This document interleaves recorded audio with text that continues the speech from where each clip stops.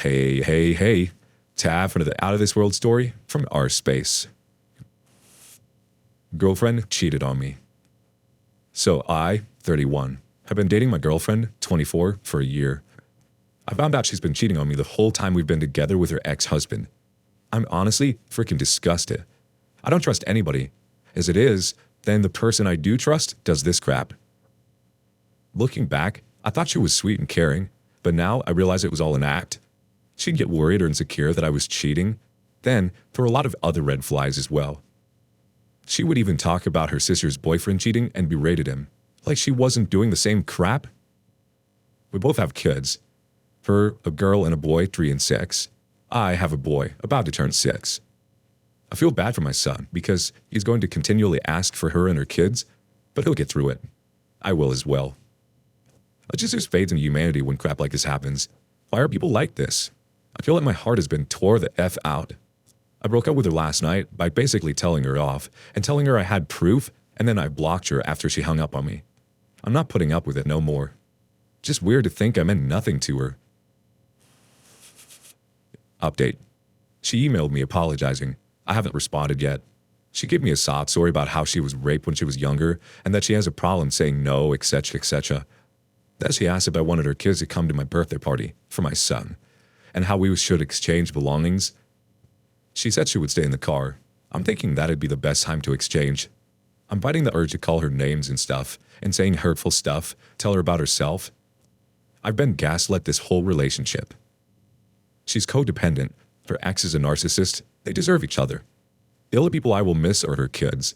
I feel bad that they're going to get raised by 2 crap parents. Update 2. After a deliberation, I decided that my son is young and there's no point in inviting kids he will not see after his birthday party. As harsh as it sounds, I would just need to find a way to explain to him why they aren't coming if he asks.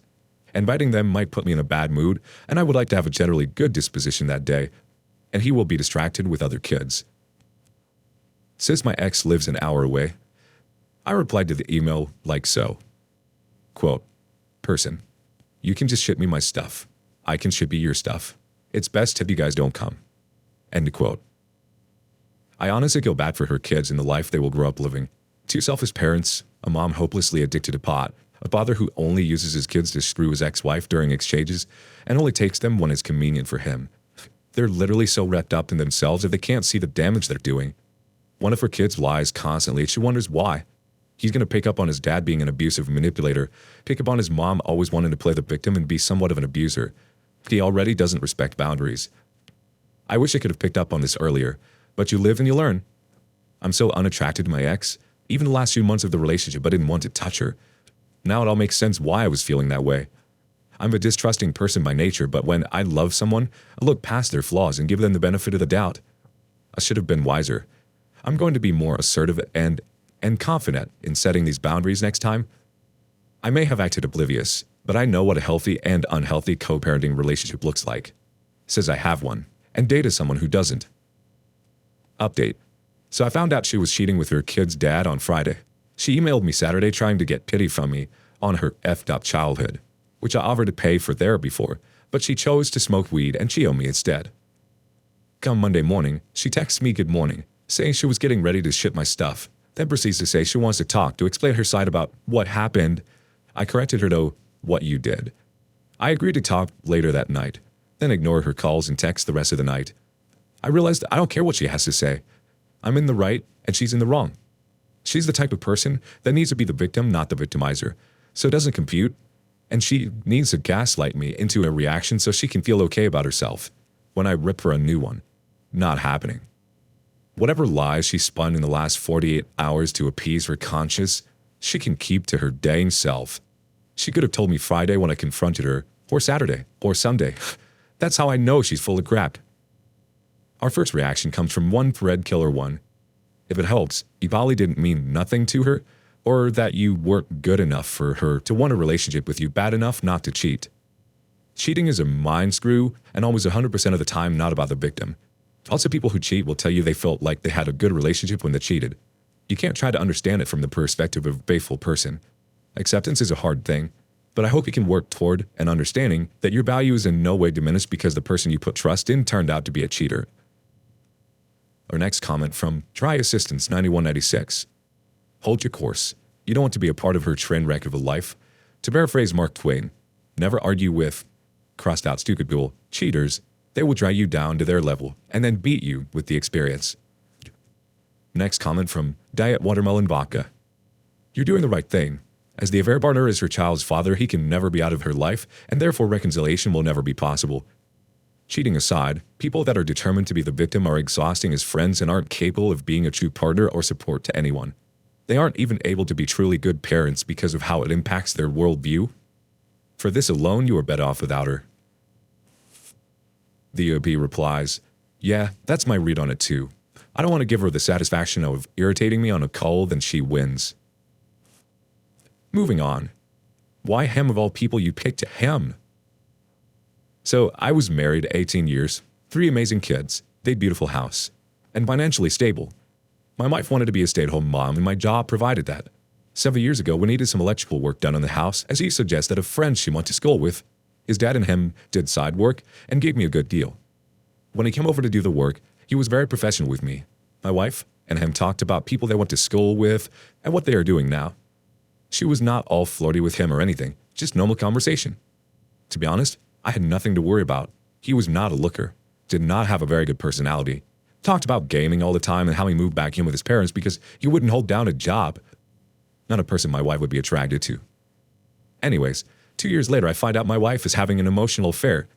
The red flags were there, but as us survivors know, we don't want to believe it.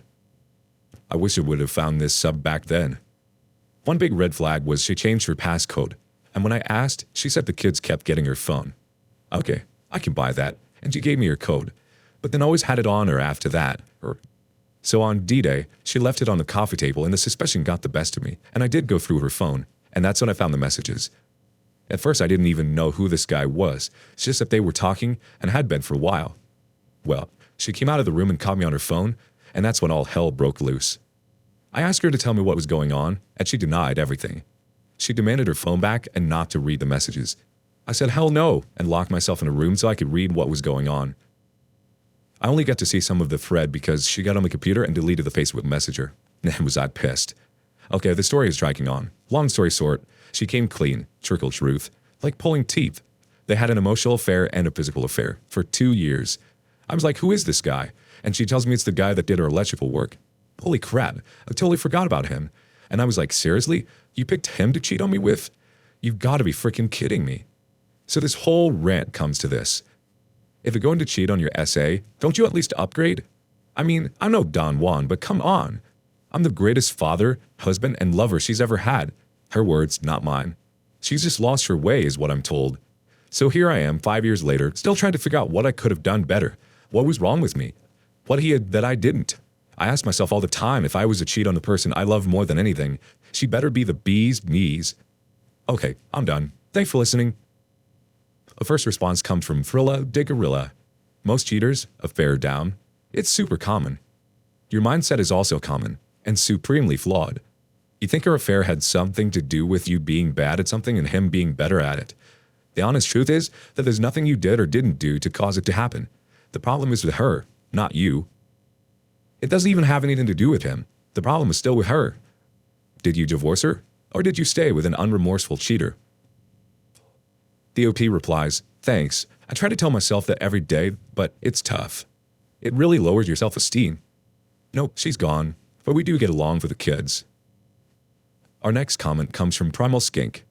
If you're going to cheat on your SA, don't you at least upgrade? The criteria for an affair partner is not the same as the criteria for a permanent partner. The affair partner is supposed to be a temporary amusement, so their looks, jobs, mannerisms, etc. aren't too much of a concern as long as they provide the wayward spouse with ego kibbles and or sex.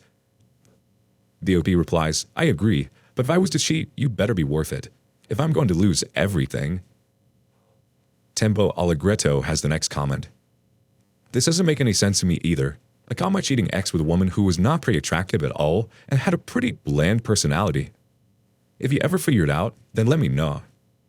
By the way, did you reconcile or divorce? Moving on. Thanks to my wayward wife for making my life better without her. This is my first post after reading several experiences of what people have gone through being on the receiving end of being cheated on. My wife at the time, 48 female, and me, 53 male, she met up with a so-called friend from middle school that reached out to her on LinkedIn in August of 2020 and didn't come home that night. I was contacted by his wife on Facebook last January, who explained to me what happened between the two of them, and she provided proof to me via email. Of course, my ex lied about everything.